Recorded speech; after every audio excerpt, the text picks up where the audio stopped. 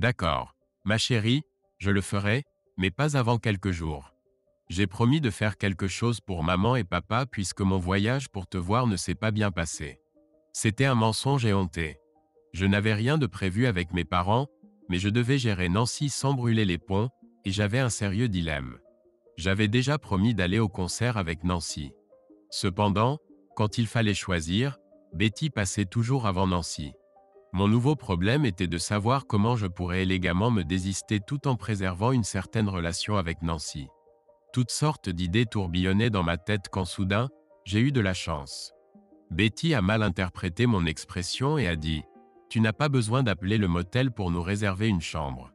Je n'étais pas sûr de comment notre rencontre allait se terminer. Alors quand papa a appris que je rentrais ce week-end, il m'a assigné à l'un de ses événements professionnels. Et je lui ai dit que j'irais. Tu peux passer autant de temps que tu veux avec moi quand Betty n'est pas là, mais toi seul peux décider si tu acceptes ces conditions.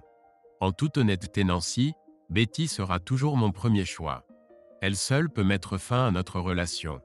Si elle décide qu'elle veut quelqu'un d'autre, je ne pourrai rien y faire et ce sera terminé, et tu n'es pas la seule concernée. En plus de ce qui pourrait se passer à l'école, il y a aussi le fait que son père ne me supporte pas. Quand je l'ai rencontré pour la première fois, il m'a dit franchement que je n'étais pas assez bien pour sa petite fille et qu'il ferait tout son possible pour m'empêcher de faire partie de la famille. Betty déteste cela et pense qu'elle peut le persuader de voir les choses à sa façon. Il utilisera son argent et son influence pour me tenir éloigné de sa famille. Je sais déjà qu'elle ira travailler pour lui après ses études et je suis certain qu'il la poussera vers des célibataires prometteurs dans ses entreprises et fera tout son possible pour la présenter au fil de ses amis fortunés. Ce n'est pas du tout certain que Betty et moi restions ensemble. Aucune fille ne veut savoir qu'elle est un premier ou second choix, Jack, mais je tiendrai le coup parce que tu es de loin supérieur aux autres hommes que j'ai fréquentés. Je ferai tout mon possible pour que tu te souviennes de moi. Ensuite, je serai tout à toi quand je reviendrai de ma semaine avec Betty. Je prendrai ce que je peux avoir, Jack, et je n'ai pas honte de te dire que j'espérerai de tout cœur que ce que tu crains pour Betty se produise réellement. J'ai décidé qu'il valait mieux ne rien dire à ce sujet. J'ai récupéré Nancy et nous sommes arrivés à la foire assez tôt pour avoir de bonnes places et nous avons profité du concert. Nous avons partagé un moment d'intimité tendre lorsque je l'ai raccompagnée chez elle, et elle était déçue que je ne l'emmène pas au motel. Je lui ai dit que je ne pouvais pas, sans en expliquer la raison. Je pense qu'elle l'a deviné d'elle-même. Je lui ai promis d'appeler lundi et suis rentré chez moi. J'ai réglé le réveil pour 8 heures et j'ai appelé Betty à mon réveil. Heureusement, c'est elle qui a décroché et non son père, et je lui ai dit que je passerais la prendre à 9 heures. Elle m'attendait sur le porche et à 9h20, nous étions dans la chambre 204 du Starlight Motel. Nous nous sommes abandonnés à notre passion à plusieurs reprises et à midi, nous nous sommes préparés pour aller à une fête chez mes parents. Nous avons passé les 7 heures suivantes à socialiser avec la famille et les amis que mes parents avaient invités, et à 19h30, nous étions de retour dans la chambre 204, reprenant nos tendres échanges du matin. Betty ne devait pas retourner à l'école avant mardi, nous pouvions donc dormir un peu plus longtemps le lendemain. Je l'ai raccompagnée chez elle, embrassée, et lui ai dit que je la reverrais dans 2 jours. D'accord, d'accord, je sais que j'étais un goujat. Je n'avais pas besoin de 2 jours avant de revoir Betty. J'aurais pu y aller tout de suite.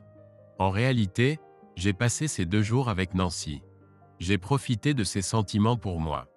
Pour ma défense, je peux seulement dire que je ne m'attendais pas vraiment à ce que Betty m'attende lorsque je reviendrai définitivement, et j'avais besoin d'une solution de repli.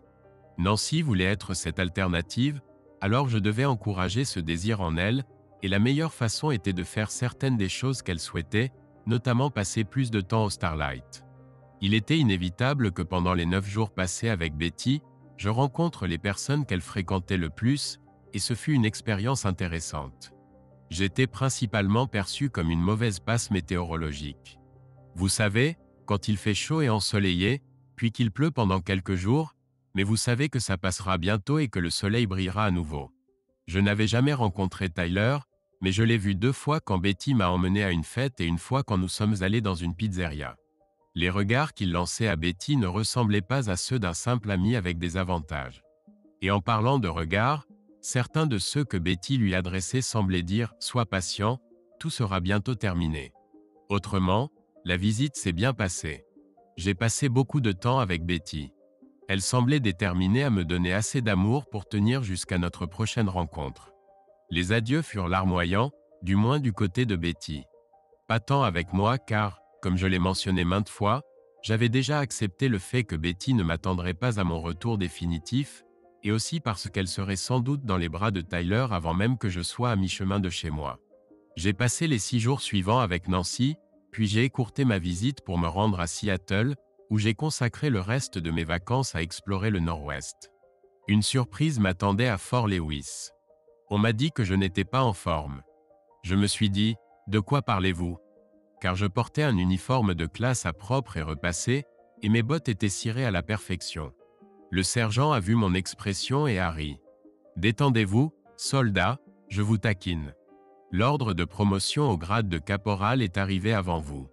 Ces galons de simples soldats doivent être remplacés. J'ai passé 11 jours à Fort Lewis avant d'être envoyé en Corée. J'y ai passé les 12 mois suivants et j'ai pu séjourner 10 jours au Japon et 6 jours à Taïwan en vacances, où j'ai eu l'occasion de découvrir la compagnie des demoiselles asiatiques. Je me suis convaincu que les rumeurs étaient infondées. Les femmes asiatiques n'ont pas les yeux bridés. Peut-être aurais-je dû le mentionner plus tôt, mais pendant mon séjour en Allemagne, j'ai pu passer de courts congés et week-ends en Espagne, en France et en Angleterre, où j'ai également fait des rencontres intimes. J'ai pu constater une vérité universelle. Il n'y a pas de mauvaises rencontres.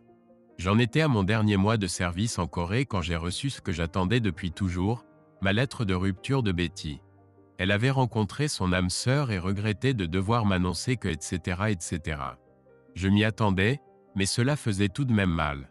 3 jours plus tard, j'ai reçu une lettre de Nancy avec une coupure de journal. C'était l'annonce des fiançailles de Betty avec Bernard Alastair Crompton. Je connaissais ce nom. C'était le fils d'un des riches amis du père de Betty. Il avait à peu près mon âge, mais je ne l'avais jamais rencontré car ses parents l'avaient envoyé dans une école privée de l'Est. La lettre de Nancy disait qu'elle comprenait ma peine, mais que de son point de vue, c'était une bonne nouvelle. Tu n'auras plus le fantôme de Betty qui plane au-dessus de ton épaule à ton retour. J'ai terminé mon service en Corée et ai été affecté à Fort Bliss pour accomplir les 13 derniers mois de mon contrat. J'ai décidé de ne pas prendre de vacances car j'ai appris que je serais payé pour les jours de congé non utilisés lors de ma libération, et honnêtement, je ne sentais pas avoir de raison importante de rentrer chez moi. Cela ne signifie pas que Nancy ne comptait pas, mais dans mon esprit elle était toujours l'option de secours si Betty ne m'attendait pas. Cela ne veut pas dire que je n'éprouvais rien pour Nancy, mais ses sentiments n'étaient pas aussi forts que ceux que j'avais pour Betty. Seul Dieu savait si ces sentiments pouvaient évoluer vers quelque chose qui mènerait au mariage, mais la douleur de perdre Betty était trop récente pour que je puisse m'en remettre rapidement. La vie prit un tournant intéressant 6 mois après mon arrivée à Fort Bliss. Je me liai d'amitié avec Ron Paulson, le sergent-chef avec qui je travaillais. C'était un militaire de carrière, marié, et lui et son épouse Gail vivaient dans les logements officiels. J'étais souvent invité chez eux pour dîner et pour des barbecues le week-end. Gail était une femme agréable au caractère jovial et c'était un plaisir de converser avec elle. Un jour, c'était un mardi et je ne l'oublierai jamais, Ron vint me voir et m'annonça qu'il partait en mission à Okinawa pour 2 mois et ajouta « J'ai besoin d'un grand service, Jack. Si je peux aider, je le ferai, répondis-je. Gail est une femme très séduisante, Jack, et il n'est pas envisageable qu'elle reste sans intimité pendant mon absence. Le service dont j'ai besoin est que tu satisfasses ses désirs pendant que je serai parti. Gail t'apprécie et partage mon avis que tu es la personne idéale pour cela. » J'étais stupéfait. Un homme me demandait de partager l'intimité de son épouse. Je restais là à le regarder tandis qu'il poursuivait. Gail n'aime pas sortir pour des rencontres hasardeuses car Dieu sait sur qui elle pourrait tomber. Un déséquilibré, un criminel, quelqu'un porteur de multiples maladies. Notre solution est de trouver la bonne personne pour répondre à ses besoins dans le confort de notre foyer. Alors, Jack, tu nous aideras? J'étais abasourdi, mais pas stupide. Sortir de la base, aller dans les bars et dépenser de l'argent pour trouver quelqu'un ou rester sur la base, économiser et tout de même satisfaire ses besoins. Naturellement, j'acceptais. Je lui demandai comment cela se passerait et il m'expliqua qu'il partait jeudi et que j'étais invité à dîner vendredi. Il suffisait de suivre les indications de Gail. J'étais plus nerveux que jamais lorsque je sonnai à la porte de l'appartement de Ron ce vendredi-là. Gail m'ouvrit avec un sourire et m'invita à entrer. Je lui tendis les fleurs et la bouteille de vin que j'avais apportée, elle me remercia puis me conduisit à la cuisine. Elle m'a demandé d'ouvrir et de verser le vin pendant qu'elle disposait les fleurs dans un vase. Elle s'est assise, a pris une gorgée de vin et a ri. Tu devrais voir l'expression sur ton visage. Tu ressembles à un cerf ébloui par les phares d'une voiture. Ce n'est pas si grave, mon cher. Imagine simplement que tu m'aies rencontré dans un bar et que je t'ai ramené chez moi. C'est ce que tu ferais un vendredi ou samedi soir, non? Nous avons dîné, puis autour d'un verre de vin, elle m'a demandé de lui parler de moi. Je lui ai raconté toute l'histoire qui m'avait conduit à m'engager dans l'armée et ce qui s'était passé ensuite. Quand j'ai terminé de parler de la lettre de rupture, elle a dit « Cela a dû être un coup dur pour toi. Heureusement, Madame Gale sait comment soigner ses blessures. Ce matin au petit déjeuner, elle m'a remis les idées en place. Ne te méprends pas, mon cher. Nous ne serons qu'amants, sans attachement émotionnel. Je t'apprécie beaucoup, sinon tu ne serais pas ici, mais Ron est mon homme et le restera toujours. Notre mode de vie est peu conventionnel mais il nous convient. Nous savons tous les deux que ni l'un ni l'autre ne peut vivre sans intimité physique. Pour nous, c'est un besoin aussi vital que l'air, la nourriture et l'eau. Nous comblons tous nos besoins lorsque nous sommes ensemble, mais quand il n'est pas là, je sais qu'il satisfait ses besoins, tout comme je le fais maintenant. Alors, sommes-nous d'accord? Je suis là, non? Brave garçon, à ce soir. Dîner à 18h. Durant les 2 mois suivants, Gail et moi nous sommes fréquentés. Nous nous voyions 2 ou 3 fois par semaine, sans tendresse superflue. Nos rencontres étaient purement charnelles. Mon emploi du temps de service était organisé pour que je travaille un week-end sur 2, et Gail ayant une voiture, nous sortions parfois dîner et danser quand j'avais un week-end libre. Je passais 1 ou 2 nuits par semaine chez elle. Personne ne se souciait de mes allées et venues hors service, tant que j'étais présent pendant mes heures de travail. Je pense que cela aidait que Ron soit en bon terme avec tous les sergents supérieurs, qui probablement connaissaient la situation. J'ai appris plus tard que certains d'entre eux avaient des arrangements similaires avec leurs épouses. 2 mois et 1 semaine après notre dernière fois, Gail m'annonça que ce serait notre dernière rencontre. Ron revient la semaine prochaine et je dois être en forme pour lui réserver un accueil chaleureux. Et elle m'offrit des adieux tout aussi chaleureux.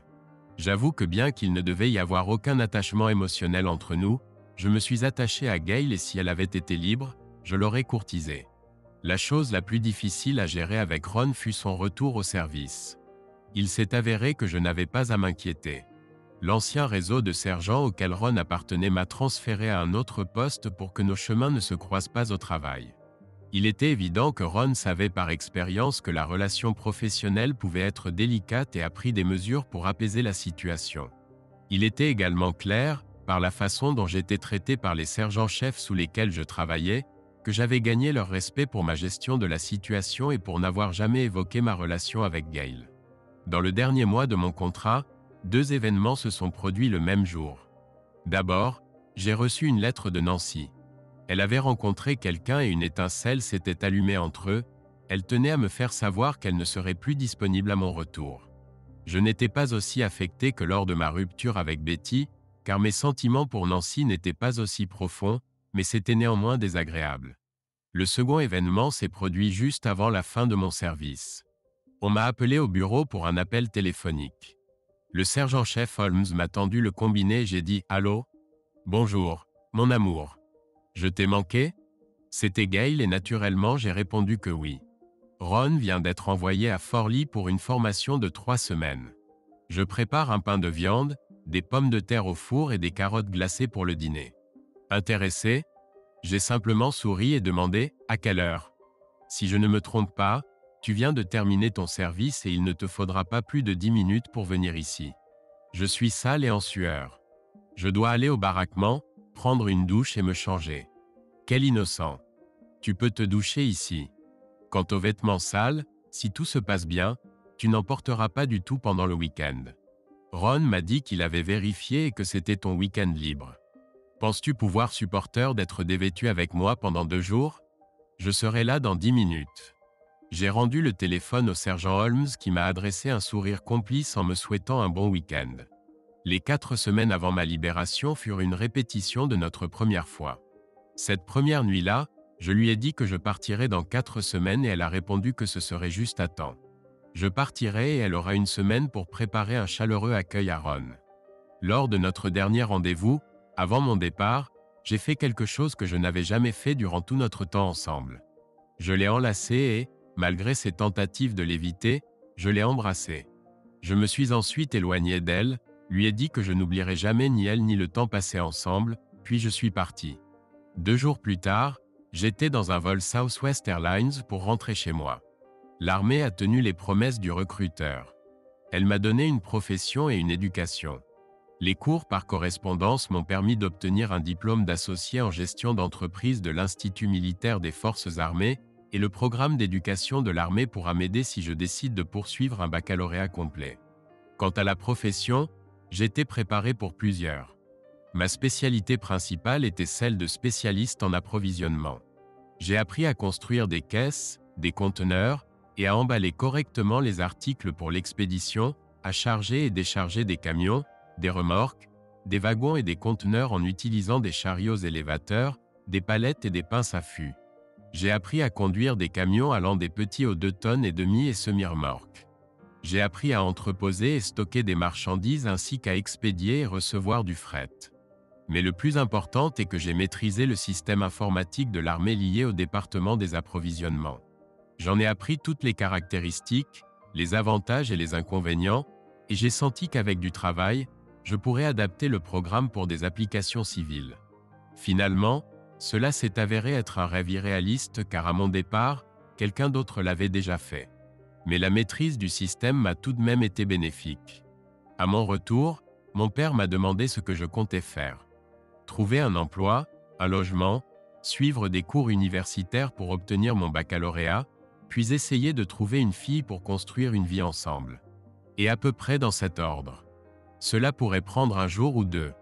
Peut-être même 3 ou 4. Les choses n'allaient pas bien à l'usine quand tu es parti, mais maintenant les affaires marchent très bien.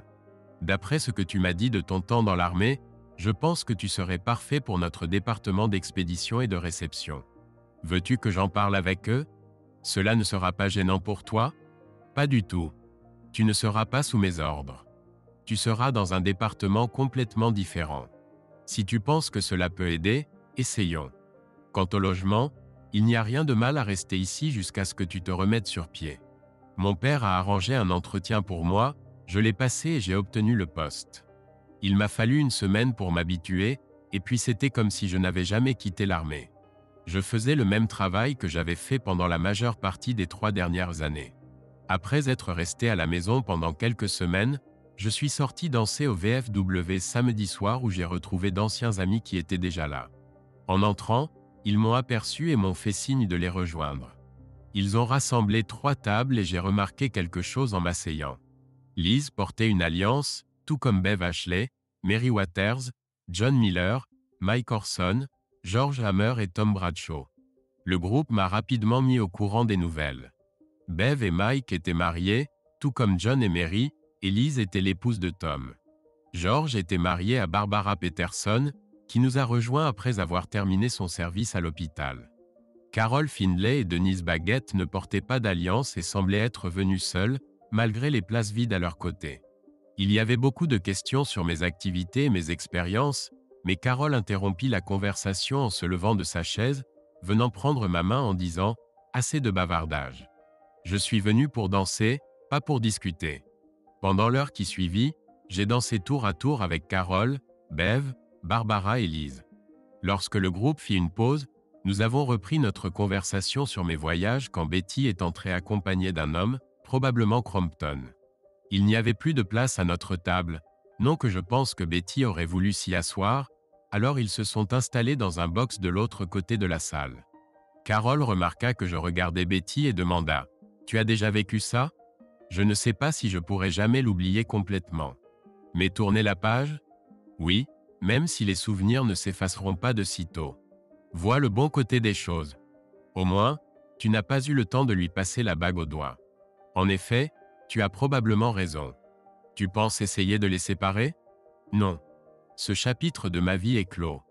Il est temps de tourner la page. Tu en es sûr? Absolument. Pourquoi cette question? Je veux m'assurer que je ne perds pas mon temps si je fais un pas vers toi. Tu ferais un pas vers moi? Pourquoi maintenant? On se connaît depuis l'école primaire et tu n'as jamais montré d'intérêt pour moi. Mon Dieu, Carole, je t'ai probablement invité des dizaines de fois au fil des années et tu as toujours refusé. C'était avant, maintenant c'est différent. Qu'est-ce qui a changé? Je veux comprendre ce qu'il y a de si spécial chez toi pour que Betty nous ait tous mis en garde contre toi pendant qu'elle était à l'école. Je n'y crois pas. Crois-moi. Elle a clairement dit qu'elle arracherait les yeux de quiconque tenterait de séduire son petit ami. Ces mots exacts, Jack, quiconque essaie de séduire mon petit ami. Je n'y crois pas. Je suis sorti avec Nancy et Betty ne lui a rien fait. C'est parce que Nancy a dit à Betty d'aller se perdre et de mourir, la prévenant que ses yeux seraient en danger si elle tentait quoi que ce soit. Je n'en savais rien. Alors, qu'en dis-tu, Jack?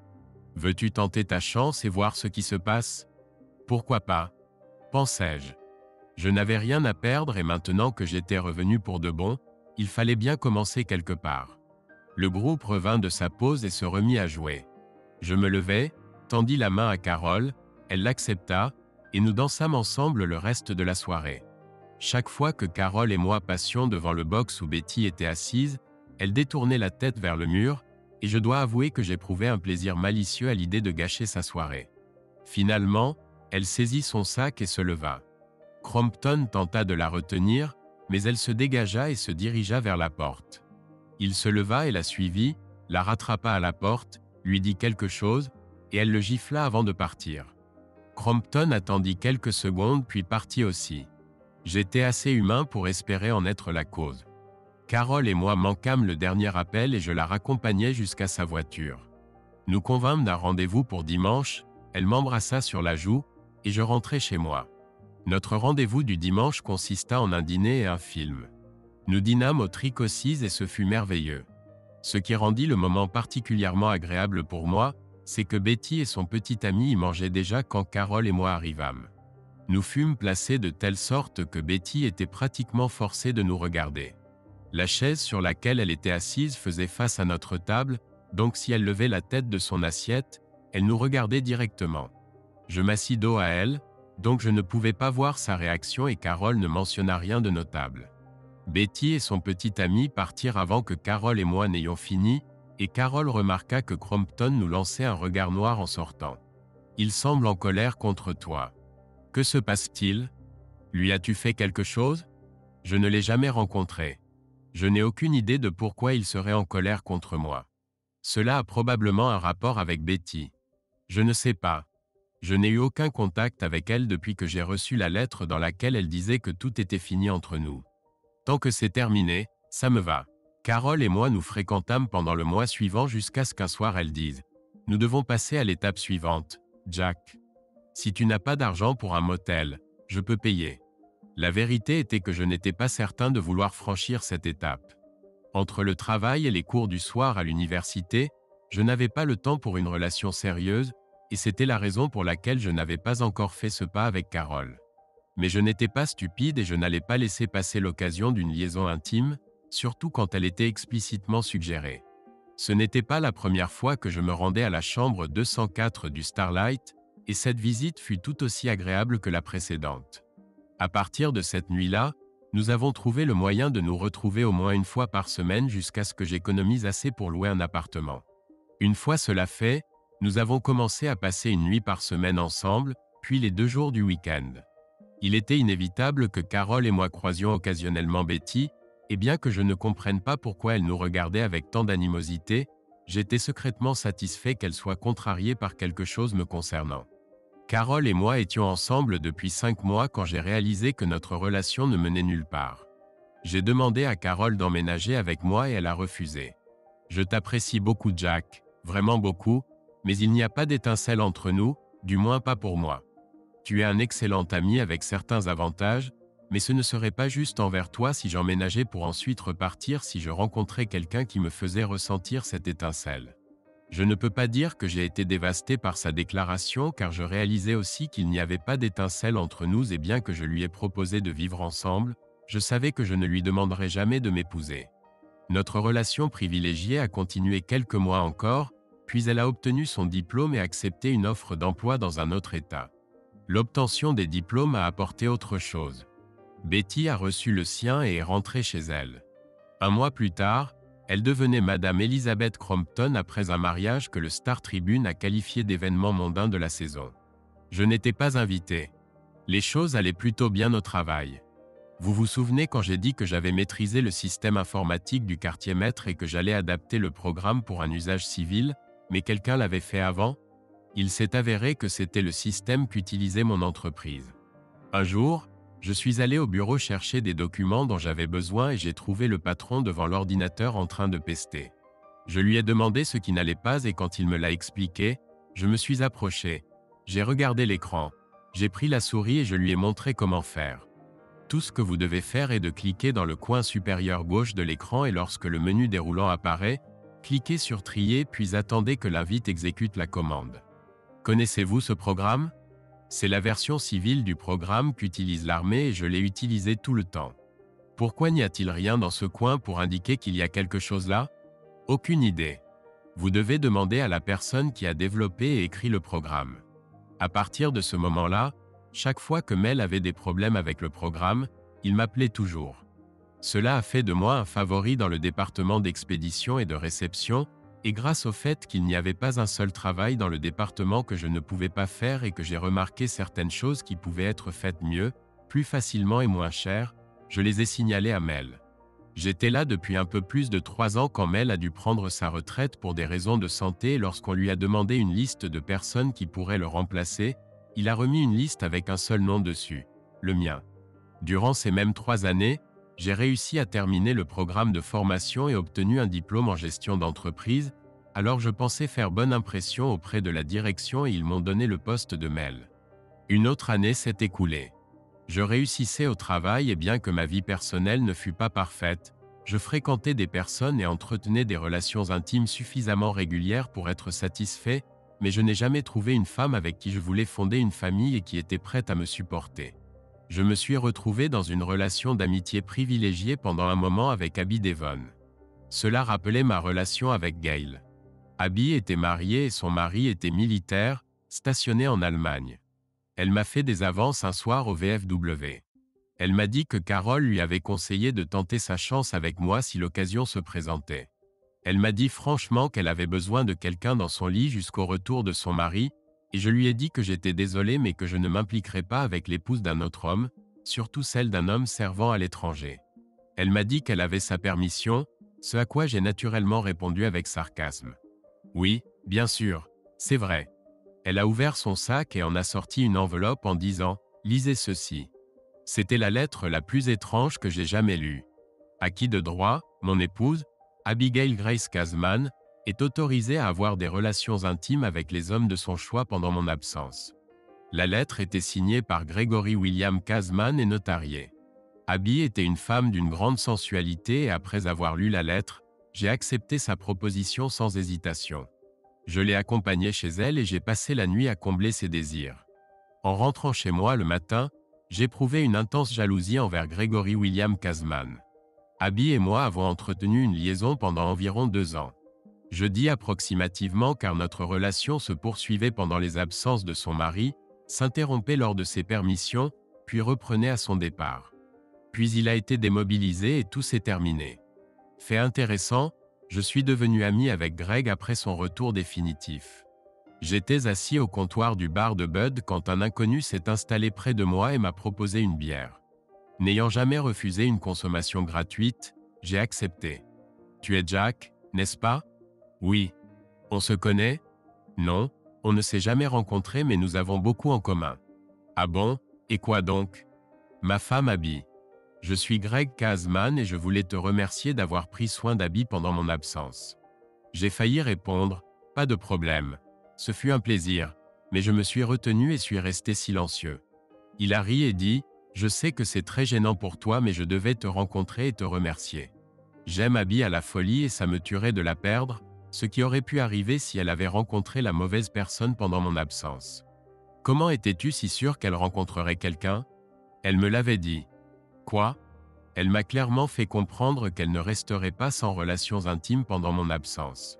Il a poursuivi avec une histoire presque identique à la mienne. 1 an après leur mariage, il avait perdu son emploi et peinait à en retrouver un. Il a décidé de faire comme moi et s'est engagé dans l'armée pour apprendre un nouveau métier et profiter des opportunités de formation. Abby était contre, mais il l'a finalement convaincu que c'était le mieux pour eux deux. C'est alors qu'elle lui a dit qu'elle ne resterait pas sans relations intimes pendant son absence et qu'il devrait l'accepter s'il s'engageait. Je suis réaliste et je savais qu'une femme avec les désirs d'Abby chercherait à les satisfaire, c'est pourquoi j'ai proposé l'arrangement que vous avez eu. Elle devait trouver un amant permanent qui ne menacerait pas notre mariage. Abby t'apprécie beaucoup, vraiment beaucoup, mais elle savait qu'elle ne tomberait jamais amoureuse de toi, du moins pas au point de vouloir quitter son mariage. Abby souhaite vraiment que tu restes son ami proche, et j'aimerais aussi que ce soit le cas. Pour commencer, nous organisons un barbecue chez nous dimanche. Tu viendras ? Je me suis présenté et bien que je pensais que ce serait gênant d'être en présence d'Abby et Greg en même temps, tout s'est bien passé et nous sommes même devenus de bons amis. Avec Greg à la maison, je devais trouver une autre entreprise. La plupart des femmes que je fréquentais venaient de l'école et à ce stade, beaucoup d'entre elles étaient déjà mariées ou divorcées, et c'était elles qui répondaient le plus favorablement à mes avances. J'avais des relations intimes fréquentes mais je ne trouvais pas de compagne avec qui je souhaitais fonder une famille. Celle avec qui j'avais été à l'école connaissait aussi Betty et Nancy, et apparemment, elles gardaient tout contact entre elles et étaient bien sûr au courant de notre relation. Je pense que certaines d'entre elles pensaient que je voudrais savoir ce qui se passait avec ces deux femmes et me tenaient informé. Nancy était mariée avec 2 enfants et vivait dans un état voisin, apparemment heureuse dans sa vie. On ne pouvait pas en dire autant de Betty. Son mari était un homme inquiétant qui avait des problèmes avec l'alcool et qui, disait-on, aimait la malmener dans ses moments d'ébriété. On disait qu'elle voulait partir mais sa famille, en particulier son père, l'en avait dissuadé. Il ne voulait pas que le divorce entache le nom de la famille. J'ai toujours pensé qu'il était détestable et je dois admettre qu'une des raisons était qu'il ne m'appréciait manifestement pas quand je fréquentais sa fille. J'avais même été dur avec lui à quelques reprises lorsqu'il exprimait son mécontentement. Même jeune, je réalisais que le destin aimait jouer avec moi, et il s'avéra que le père de Betty ferait encore partie de ma vie. Notre entreprise avait été absorbée par sa société dans une prise de contrôle hostile et je savais que lorsqu'il découvrirait que je travaillais maintenant pour lui, il se frotterait les mains de satisfaction en disant « Je te tiens, petit insolent ». Cela prit un certain temps, mais 3 mois après qu'il eut repris notre entreprise, mon patron m'appela dans son bureau et me dit que M. Gifford voulait me voir à 10 heures. Je ne sais pas ce qu'il veut mais ne sois pas en retard. Il est très strict en matière de ponctualité. Je suis monté en voiture et me suis rendu au siège de l'entreprise, entrant dans son bureau à 9h55. J'ai donné mon nom à sa secrétaire qui m'a dit d'attendre et que M. Gifford me recevrait bientôt. Apparemment, sa rigueur concernant la ponctualité ne s'appliquait pas à lui-même puisqu'il m'a fait attendre jusqu'à 10h15. Pendant que j'attendais, j'ai mentalement préparé mon cheval et une liste d'entreprises à qui l'envoyer. Les événements ne se sont pas déroulés comme je m'y attendais. Il ne s'est pas excusé pour l'attente, mais je ne m'y attendais pas. C'était un homme détestable, n'est-ce pas ? Il m'a regardé sévèrement et a commencé « Mes collaborateurs ont étudié l'ensemble de votre entreprise et ce qu'ils constatent dans votre département les laisse perplexes. » J'étais à 2 doigts de me lever et de dire « Allez au diable, espèce de malotru. Je n'ai pas à supporter vos inepties, je démissionne. » Quand il a poursuivi « Cela fait honte à nos autres divisions de stockage et de logistique, qui pensaient déjà avoir un meilleur système. Si vous n'avez aucune objection, je vous retire de là, vous nomme directeur principal et vous charge d'amener nos autres installations au même standard que ceux d'Apex. » J'étais trop abasourdi pour dire quoi que ce soit. Je pense qu'il a pris mon silence pour de la réflexion et une possible hésitation, alors il a ajouté « Cela inclura une augmentation de 25%, une voiture de fonction, une carte de crédit professionnel pour l'essence et l'entretien, ainsi qu'un budget de représentation. » N'étant pas sot, j'ai bien sûr accepté le poste. Il s'est avéré que ce n'était pas si difficile. Il n'y avait rien de vraiment défectueux dans les entrepôts et la logistique des 9 autres installations de l'entreprise. Il y en avait 9 quand j'ai commencé. Le problème principal résidait dans leur interaction mutuelle, ce qui était simple à résoudre, mais ce faisant, j'ai rencontré le plus grand obstacle. J'ai heurté ce que j'appelle un mur. Le mur était cette mentalité du « on a toujours fait comme ça marche très bien et il n'y a aucune raison de changer ». J'ai dû licencier plusieurs personnes qui résistaient à chaque changement que j'apportais.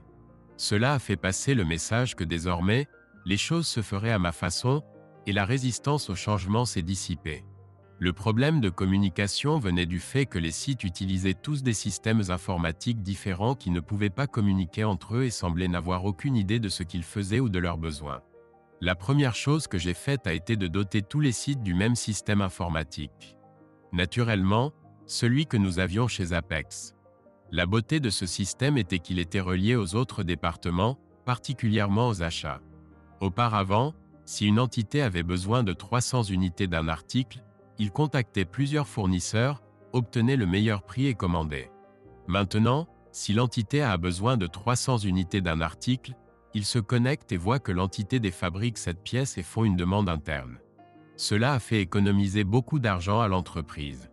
Je sais que cela semble absurde qu'une entreprise dotée d'une équipe complète de MBA, d'experts comptables et d'autres cadres supérieurs n'ait pas compris cela avant mon arrivée, mais c'est la vérité. Ou peut-être l'avait-elle fait, mais cela avait été bloqué car leurs supérieurs ne voulaient pas renoncer au contrôle absolu de leur petit royaume. Je n'ai pas eu ce problème car j'avais M. T.K. Gifford, le grand patron, derrière moi. Comme je l'ai dit, ce n'était pas difficile, mais cela prenait du temps. Il ne s'agissait pas seulement d'implémenter un système informatique, mais aussi de modifier certains processus pour les faire fonctionner avec le système. Il a fallu presque 9 mois pour mettre en ordre les 12 entités, elles étaient 12 lorsque j'ai terminé, mais le système a commencé à montrer des résultats financiers positifs dès les 3 premiers mois après l'installation. Alors que je pâchais de site en site pour faire mon travail, j'ai inévitablement dû visiter le site où Betty travaillait. Elle était allée travailler pour son père après l'obtention de son diplôme, et je n'étais pas préparé à cela lorsque cela s'est finalement produit. Je marchais dans le couloir quand elle est sortie du bureau et s'est tournée dans ma direction, nos regards se sont croisés. J'ai vu la stupeur sur son visage et elle est rapidement retournée dans le bureau qu'elle venait de quitter. Pendant un instant, j'ai pensé à la suivre, mais j'ai vite décidé que rien de bon n'en sortirait et que cela pourrait créer des complications, alors j'ai poursuivi mon chemin. Je ne l'ai plus rencontrée lors des visites suivantes. Dans mon nouveau rôle de responsable du support logistique, j'ai commencé à recevoir des invitations aux événements corporatifs. Il s'agissait généralement de cocktails pour les clients et les fournisseurs, mais parfois c'était des dîners promotionnels ou des cérémonies de remise de prix. C'est lors d'une de ces cérémonies que ma vie a de nouveau changé. Il convient de noter que je n'étais pas particulièrement amateur de tels événements, mais en tant que membre de la direction, je devais y assister. Parfois, on pouvait les éviter si l'on avait une bonne raison, mais pour cet événement, j'ai reçu des instructions d'y assister de M. Gifford lui-même. L'événement avait lieu un mercredi soir et quand je suis arrivé à mon bureau le mardi, j'avais un message me demandant d'appeler M. Gifford dès mon arrivée. Je l'ai fait et sa secrétaire m'a immédiatement mis en communication avec lui. Il est allé droit au but. J'ai besoin que vous soyez à la cérémonie demain, alors n'essayez pas de l'éviter. Je sais que vous n'aimez pas ce genre d'événement, mais j'ai besoin que vous soyez à celui-ci. Bien, oui monsieur, j'y serai. Lorsque je suis arrivé à la salle de banquet du Hilton, et comme il n'y avait généralement pas de places attribuées lors de tels événements à l'exception de la table principale où siégeaient tous les patrons, j'ai pris place au fond de la salle. Mira, l'assistante de M. Casey Gifford, est entrée dans la salle, m'a aperçu et s'est précipitée vers moi. « Vous ne pouvez pas vous asseoir ici, Monsieur Bailey. Il n'est pas possible qu'elle m'ait appelé Jack. Vous devez être placé à la table principale. » Elle prit ma main et me tira littéralement de mon siège pour me conduire à la table principale où, effectivement, se trouvait un carton portant mon nom. Mira m'installa et m'ordonna de ne pas bouger, promettant de revenir bientôt. Quelques minutes plus tard, elle revint avec ma boisson habituelle, un grand vodka tonique garni d'une tranche de citron vert, qu'elle déposa devant moi. Je la pris, bus une gorgée et demandai « Eh bien, Mira, expliquez-moi ce qui se passe ici. Tout ce que je sais, c'est que le patron m'a dit de m'assurer que vous soyez assis où il le souhaite, et c'est ici. » Elle s'éloigna pour vaquer à d'autres occupations, me laissant méditer sur la situation. Bientôt, la salle commença à se remplir et les habitués de la table principale prirent leur place, m'adressant quelques regards interrogateurs qui reflétaient mes propres questionnements. Je remarquai que les sièges à ma droite et à ma gauche restaient vides. Puis le mystère s'éclaircit. Monsieur Gifford fit son entrée dans la salle accompagné de son épouse Annabelle et de sa fille Elizabeth. Annabelle s'assit à ma gauche et Betty à ma droite. L'énigme des places était résolue, mais d'autres questions surgissaient. Que manigançait Monsieur Gifford? Je regardai la mère de Betty, puis Betty elle-même, et de nouveau sa mère qui me sourit, tapota ma jambe et dit « Oui, Jack, c'était un piège. » Mon visage dut exprimer une confusion totale car Madame Gifford rit et dit « Cessez cet air ahuri, jeune homme. Vous auriez dû vous douter que Jasper avait arrangé cette rencontre entre Betty et vous. » Je regardai Betty à nouveau et elle haussa les épaules en disant « Je suis aussi surprise que vous. Je ne comptais même pas venir, mais mes parents ont insisté. Que dira votre mari ?» Elle leva sa main gauche et je constatai l'absence d'alliance. « Il appartient au passé, dit-elle. La vraie question devrait être « Que pensez-vous de cette mise en scène? C'est délicat, mais j'en suis vraiment heureuse. Et vous ?» Avant que je puisse répondre, les festivités officielles débutèrent.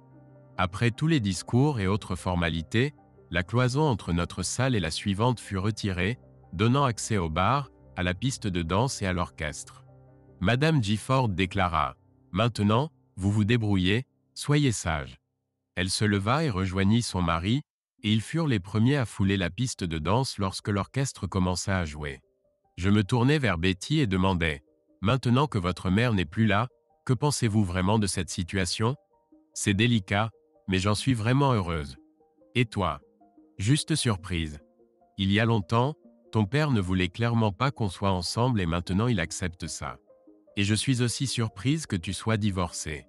La dernière fois que j'ai entendu parler de ça, ton père insistait pour que tu ne divorces pas afin de ne pas ternir le nom de la famille. D'où tiens-tu cette information et de qui? Je lui ai dit et elle a répondu « C'est complètement absurde. » La partie concernant Bernie étant un alcoolique violent est vraie, mais ce n'était pas mon père qui m'empêchait de divorcer. C'était entièrement ma faute. Je me blâmais constamment pour son comportement. Je pensais que c'était à cause de quelque chose que je faisais mal et j'essayais de le corriger, espérant qu'alors nous aurions une vie heureuse. Si j'avais eu un peu de bon sens à l'époque, j'aurais réalisé quel être méprisable il était quand il a piqué une crise au sujet du contrat prénuptial que mon père insistait pour faire signer. Mon père est celui qui m'a finalement poussé à divorcer. Il a engagé un détective privé qui a découvert que ce malotru avait une liaison. Ils ont enregistré quelques-unes de leurs rencontres et l'entendre médire de moi pendant leurs moments intimes m'a finalement décidé à le faire. Quant à pourquoi mon père a arrangé ceci, je ne peux que deviner. Oui, il ne voulait pas qu'on soit ensemble.